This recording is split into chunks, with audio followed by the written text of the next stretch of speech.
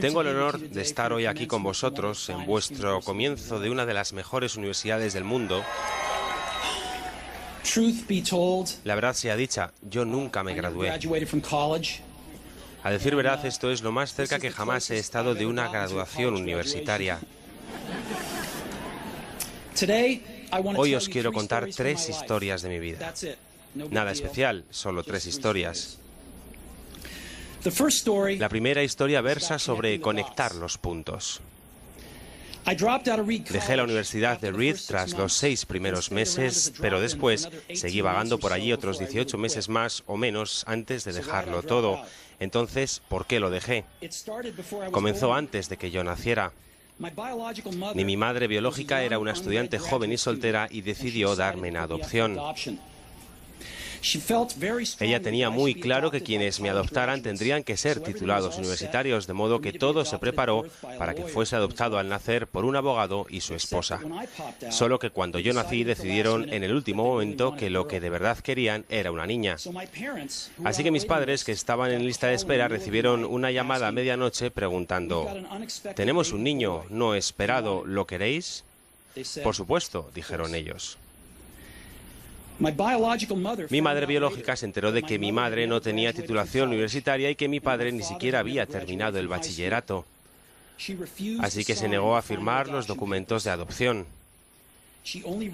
Solo cedió meses más tarde, cuando mis padres prometieron que algún día yo iría a la universidad, y 17 años más tarde fui a la universidad.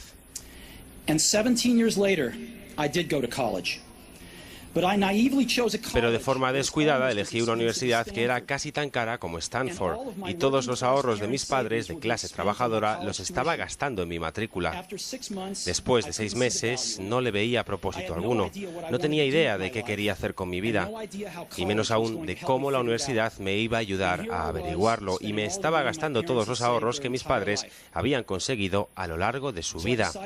Así que decidí dejarlo y confiar en que las cosas saldrían bien. En su momento me dio miedo, pero en retrospectiva fue una de las mejores decisiones que nunca haya tomado. En el momento en que lo dejé ya no fui más a clases obligatorias que no me interesaban y comencé a meterme en las que parecían interesantes. No era idílico, no tenía dormitorio, así que dormía en el suelo de las habitaciones de mis amigos, devolvía botellas de Coca-Cola por los 5 céntimos del envase para poder comer y caminaba más de 10 kilómetros los domingos por la noche para comer bien, una vez por semana en el templo de los Hare Krishna. Me encantaba. Y muchas cosas con las que me fui topando al seguir mi curiosidad e intuición resultaron no tener precio más adelante. Os daré un ejemplo. En aquella época de la Universidad de Reed ofrecía la que quizás fuese la mejor formación en caligrafía. En todas las partes del campus, todos los pósters, todas las etiquetas de todos los cajones estaban bellamente caligrafiados a mano. Como ya no estaba matriculado y no tenía clases obligatorias, decidí atender el curso de caligrafía para aprender cómo sería. Aprendí cosas sobre el serif y tipografías, sobre los espacios variables entre letras, sobre qué hace realmente grande a una gran tipografía. Era sutilmente bello, histórica y artísticamente de una forma que la ciencia no puede capturar. Y lo encontré fascinante. Nada de esto tenía ni la más mínima esperanza de aplicación práctica en mi vida. Pero 10 años más tarde, cuando estábamos diseñando el primer ordenador Macintosh, todo eso volvió a mí. Y diseñamos el Mac con eso en su esencia. Fue el primer ordenador con tipografías bellas. Si nunca me hubiera dejado caer por aquel curso concreto en la universidad, el Mac jamás habría tenido múltiples tipografías ni caracteres con espaciado proporcional. Y como Windows no hizo más que copiar a Mac, es probable que ningún ordenador personal los tuviese ahora.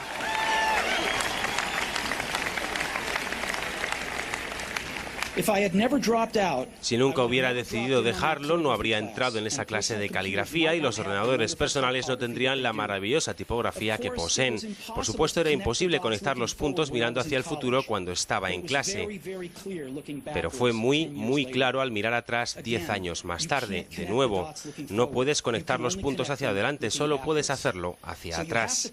Así que tenéis que confiar en que los puntos se conectarán alguna vez en el futuro, Tenéis que confiar en algo, tu instinto, el destino, la vida, el karma, porque creer que los puntos se unirán te darán la confianza de confiar en tu corazón. Esta forma de actuar nunca me ha dejado tirado y ha marcado la diferencia en mi vida.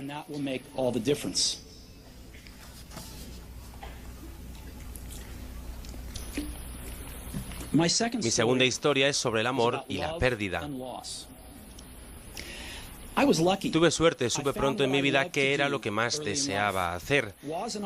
Woz y yo creamos Apple en la cochera de mis padres cuando tenía 20 años. Trabajamos mucho y en 10 años Apple creció de ser solo nosotros dos a ser una compañía valorada en 2.000 millones de dólares y 4.000 empleados. Hacía justo un año que habíamos lanzado nuestra mejor creación, el Macintosh, un año antes, y hacía poco que había cumplido los 30 y me despidieron.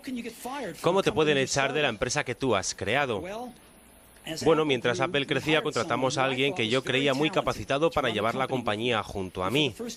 Y durante el primer año, más o menos, las cosas fueron bien, pero luego nuestra perspectiva de futuro comenzó a ser distinta y finalmente nos apartamos completamente. Cuando eso pasó, nuestra junta directiva se puso de su parte. Así que a los 30 estaba fuera y de forma muy notoria. Lo que había sido el centro de toda mi vida adulta se había ido y fue devastador. Realmente no supe qué hacer durante algunos meses. Sentía que había dado de lado a la anterior generación de emprendedores, que había soltado el testigo en el momento en que me lo pasaban. Me reuní con David Packard de HP y Bob Noyce de Intel e intenté disculparme por haberlo fastidiado tanto.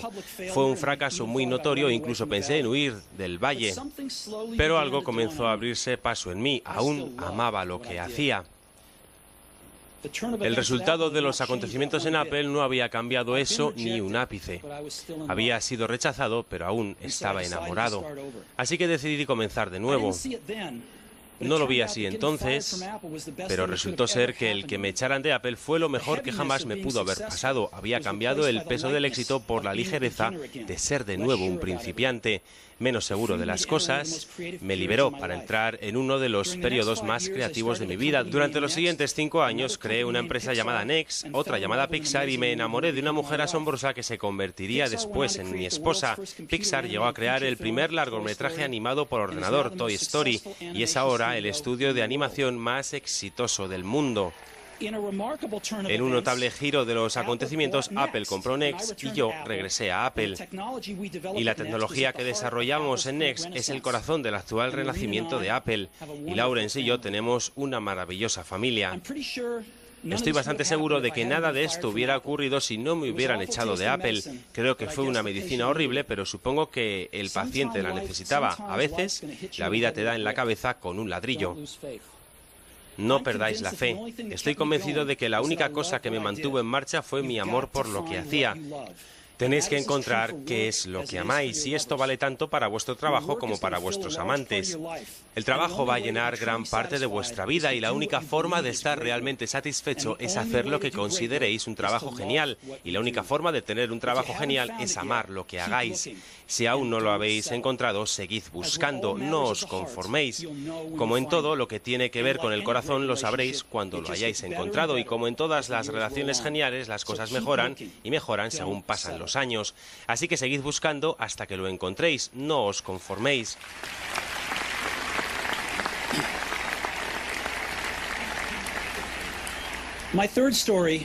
Mi tercera historia es sobre la muerte.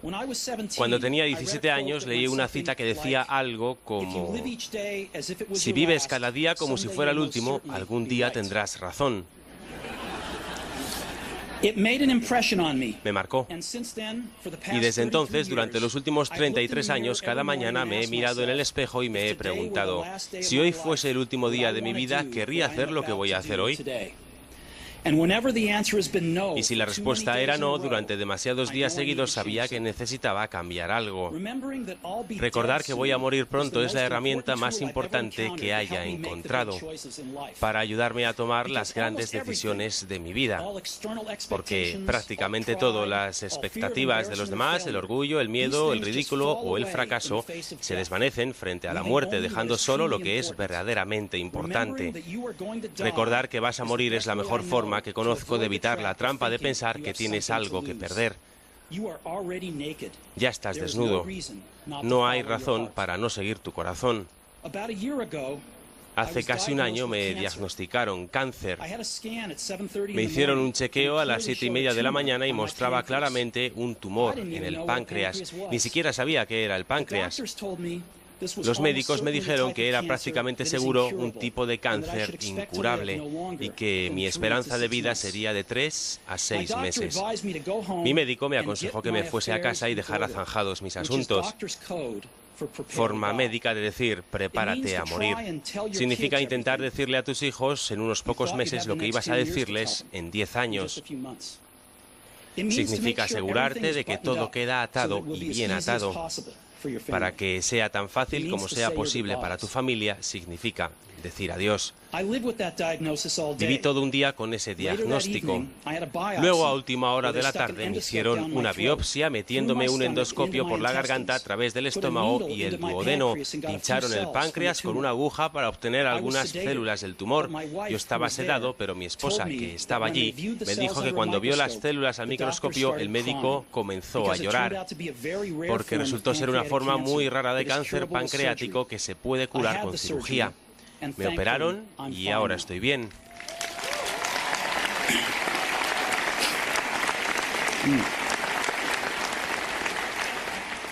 Esto es lo más cerca que he estado de la muerte y espero que sea lo más cerca que esté de ella durante algunas décadas más. Habiendo vivido esto, ahora os puedo decir esto con más certeza que cuando la muerte era un concepto útil pero puramente intelectual.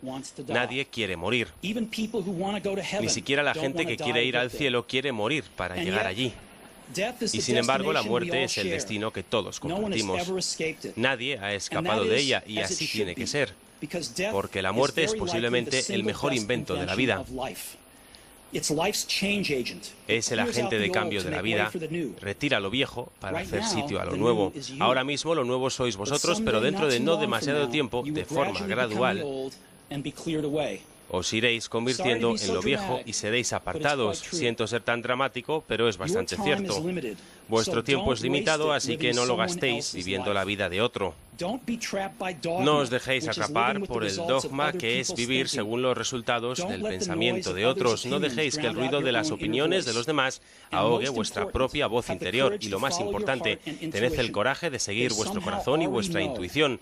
De algún modo ellos ya saben lo que tú realmente quieres ser. Todo lo demás es secundario.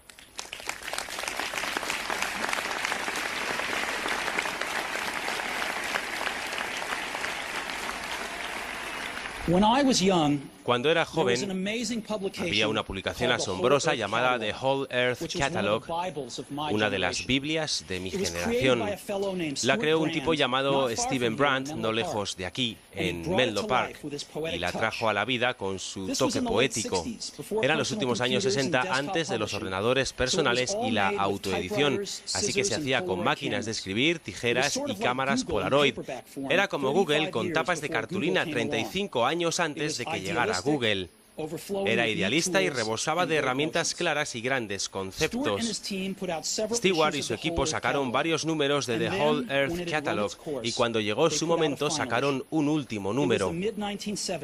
Fue a mediados de los 70 y yo tenía vuestra edad. En la contraportada de su último número había una fotografía de una carretera por el campo a primera hora de la mañana, la clase de carretera en la que podrías encontrarte haciendo autostop si sois aventureros. Bajo ella estaban las palabras sigue hambriento, sigue alocado. Era su último mensaje de despedida. Sigue hambriento, sigue alocado. Y siempre he deseado eso para mí. Y ahora, cuando os graduáis, para comenzar de nuevo, os deseo eso. Seguid hambrientos, seguid alocados. Muchísimas gracias.